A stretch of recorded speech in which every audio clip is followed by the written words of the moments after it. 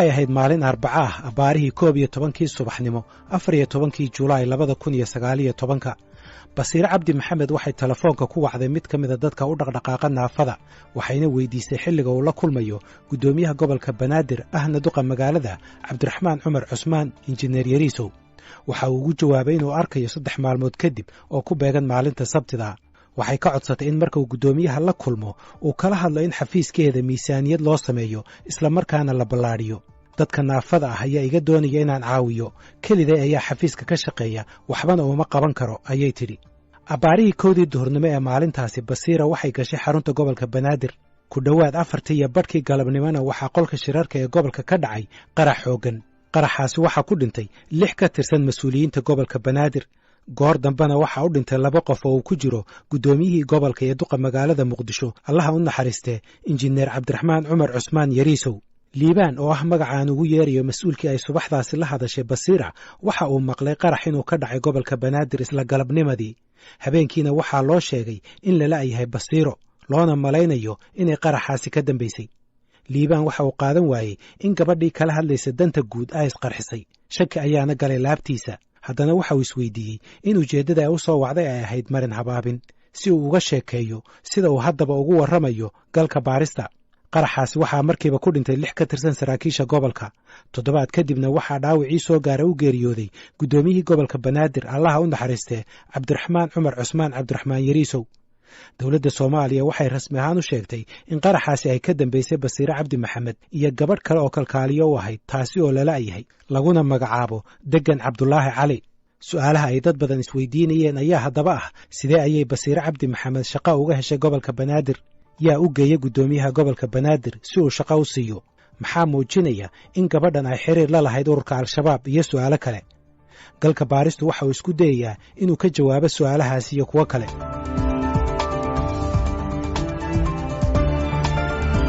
bishii December 2011 Basiir Cabdi Maxamed waxay iska diiwaan gelisay iskuulka Al-Nuur ee dadka naafada ka ah aragga ay wax ku bartaan waxay xilligaasi gashay fasalka 2 waxaana la barayay farta ay wax ku akhriyaan dadka aragga la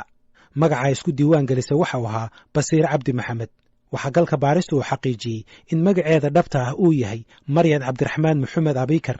markii ay iskuulka gashay waxay bilowday firfircooni waxay munaasabadaha iskuulka ka tirin jirtay gabayo buraanburo waxayna ahayd qof soo jiidasho leh sida uu galka baarista u sheegay mid kamid ah macallimiintii wax u dhigi jirtay bishii May 2014 waxay ka wareegtay iskuulka Al-Nuur kadib markii ay baratay farta wax lagu akhriyo ee loo yaqaan Braille-ka waxayna markaas u sheegtay maamulka inay tagayso iskuul ay dhigtaan dadka waaweyn waxay bilowday firfircooni iyo inay dhex gasho bulshada waxay xubin ka noqotay guddiga dadka naafada ah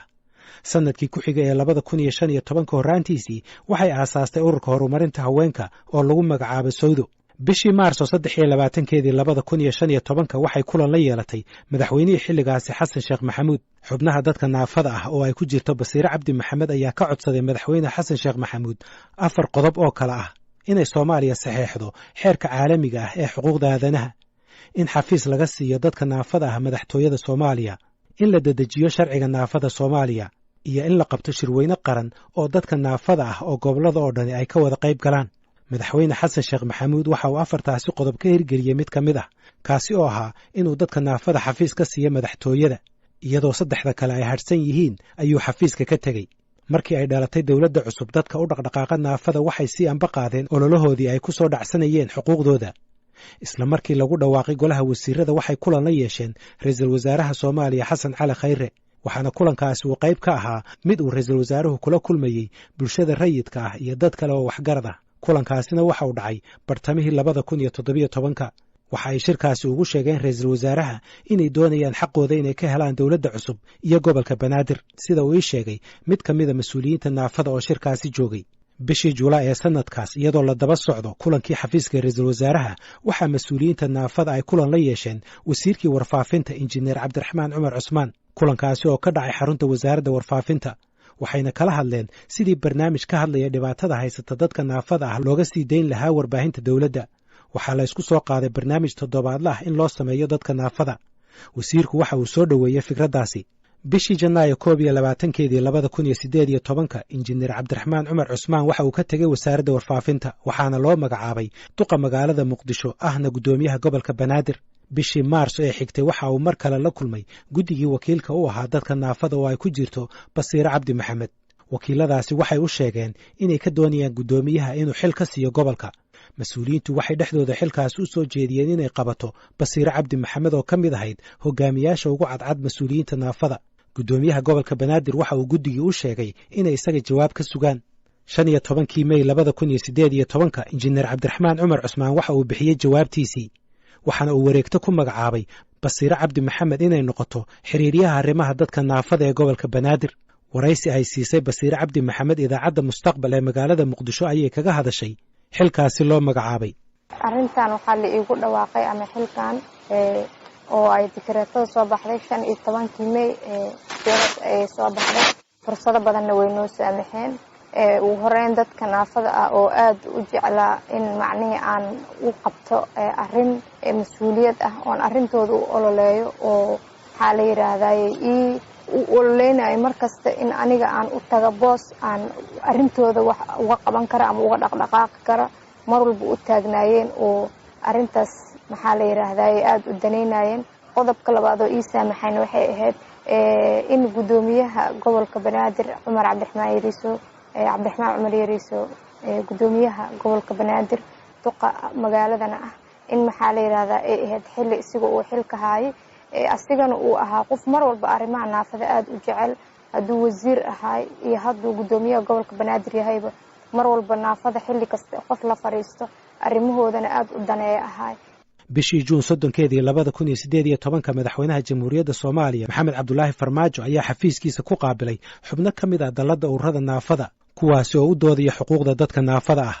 mas-uuliyiinta naafada ee kulankaasi ka qayb galay waxaa ka mid ahayd Basiire Cabdi Maxamed. waxay dhinaca bidix ka fadhiday madaxweynaha, waxaana iyada iyo madaxweynaha u dhaxeeyay oo kaliya wasiirka haweenka iyo horumarinta xuquuqda aadanaha Deeqa Yaasiin. bishii Disembar 31 2018 madaxweynaha Soomaaliya Maxamed Cabdulaahi Farmaajo waxa uu saxeexay sharci lagu aasaasayo hay'adda naafada qaranka. safka hore dadkii fadhiyay waxaa ka mid ahayd Basiire Cabdi Maxamed. madaxweynuhu waxa uu hadalkiisa kaga hadlay sida loogu baahan yahay in wax loo qabto dadka baahiyaha gaarka ah qaba, gaar ahaan dhinaca shaqooyinka. ahmiyadda uu leeyahay sharcigan runtii waa ahmiyad aad iyo aad u weyn oo ugu horeyso inaan daryeelno dadkeenna tabaalaysan, dadkeena naafada ah inaan daryeelno oo aan ka warqabno oo aan u naxariisanno siduu ilaahay noogu naxariisto. waxaa intaas dheer oo loo baahan yahay inaan u xaqiijinno waxbarashadooda, caafimaadkooda iyo daryeelkooda bulshada ee guud oo aan gaarsiinno maxaan ku rahdaa daryeelkooda aan gaarsiinno oo intaasna aan ku darno inaan si gaar ah haddii ay tacliintooda dhammaystaan iyo waxbarashadooda dhammaystaan inaan xaqiijinno in ay dowladda dhexdeeda ka helaan miisaan, inay ka helaan koota waxa la yiraahdo qayb ay ka helaan in la shaqaaleeyo.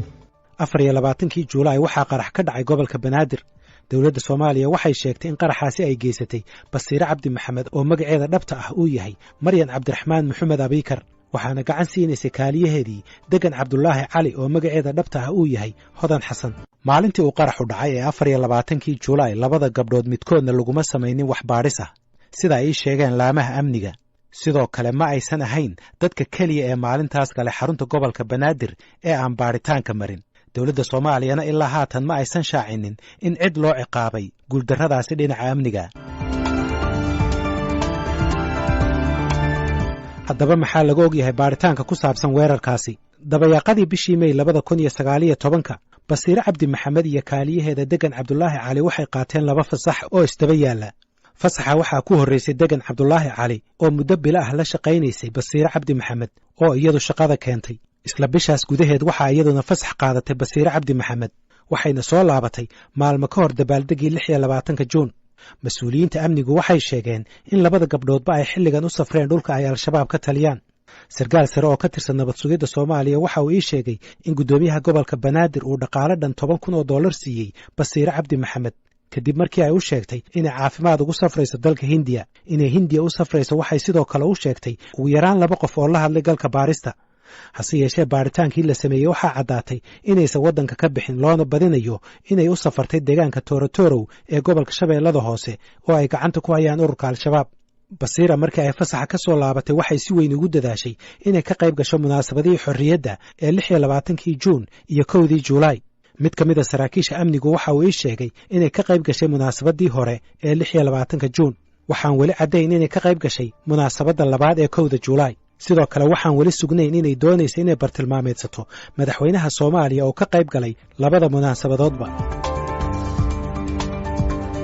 galka baaristu waxa uu ka ogaaday wareysiyo uu la yeeshay mas'uuliyiinta amniga iyo dad ka tirsan qaraabada in Basiir Cabdi Maxamed ay xiriir la lahayd laba qof oo ku sugan magaalada Buqa Qable labadaasi qof mid ka mid ah waxa la sheegay inay ka mid tahay dadka u dhaqdhaqaaqa ururka Al-Shabaab halka kan kale la sheegay inuu xubin ka yahay ururka Al-Shabaab labadooduna waxay ka tirsan yihiin qaraabada Basiir Cabdi Maxamed mid ka mid ah labadaasi qof waa Xasan Maxamed Abikar oo adeer u ah Basiir Cabdi Maxamed oo magaceeda dhabta ah uu yahay Maryan Cabdiraxmaan Maxamed Abikar Xasan Maxamed Abikar waxa uu ku sugan yahay magaalada Buqa Qable ee gobolka Hiiraan laba ilo wareed oo mid uu ka tirsan yahay laamaha amniga kan kalena ehelka Basiir Cabdi Maxamed waxay galka baarista u sheegeen in Xasan Maxamed Abikar uu ka tirsan yahay saraakiisha Al-Shabaab u qaabilsan qaadista canshuuraha galka baarista way u suurtagali weyday inuu telefoonka kula xiriiro Xasan Maxamed Abikar sidoo kale laba ka mid ah ehelada Basiir waxay galka baarista u sheegeen in hooyadeed lagu magacaabo Faadumo Cali Abikar ayna ku magac dheer tahay Shiino waxay ku nooshahay magaalada Buqa Qable ee gobolka Hiiraan oo ay gacanta ku hayaan maleeshiyada ururka Al-Shabaab labadaasi qof waxay sidoo kale galka baarista u sheegeen in hooyadeed ay ka mid tahay dadka u dhaqdhaqaaqa xarakada sida ay hadalka u dhigeen una abaabula taageerada dumarka iyo ururinta taakulaynta mid ka mid ah ehelada Basiira waxa uu galka baarista u sheegay in hadda ka hor Basiira uu soo doonay inay isku barteen magaalada Muqdisho balse hooyadeed ay diiday iyadoo ku adkaysatay inuusan gabadheeda guursanayn nin aysan ka soo ureyn rasaasta mujaahidiinta sida uu hadalka u dhigay qof saddexaad oo ka mid ah ehelka Basiir Cabdi Maxamed wuxuu galka baarista u sheegay in hooyadeed ay ka mid tahay dadka naafada ka ah dhinaca aragga mar aan weydiiyey hooyadeed inay u dhaqdhaqaaqdo ururka Al-Shabaab waxa uu ku jawaabay deegaanka dadka jooga haddii aysan saameyn ku lahayn waxba kuma ogi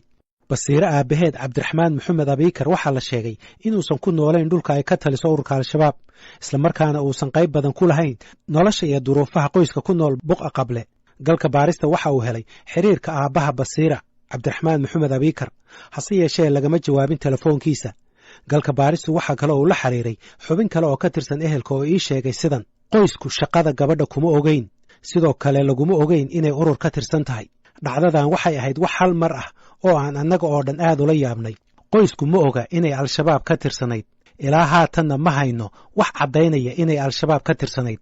waxaan weydiiyey su'aal ahayd inay xiriir la lahayd dad ka tirsan Al-Shabaab iyo in kale waxaana uu ku jawaabay maya wax iyada u qarsoon ma ogaan karno laakiin annaga qoys ahaan waxaan ku ogeyn ma jirto mas'uuliyiinta dawladda Soomaaliya waxay ii sheegeen in weli ay baaritaan ku wadaan sidii uu qaraxaas u dhacay hase yeeshee ilaa haatan dadka la xiray su'aalana la weydiiyey waxaa ku jira Cabdulaahi Cabdiraxmaan Maxamed oo xiran muddo 50 maalmood ah Cabdulaahi waxa uu la dhashay Basiira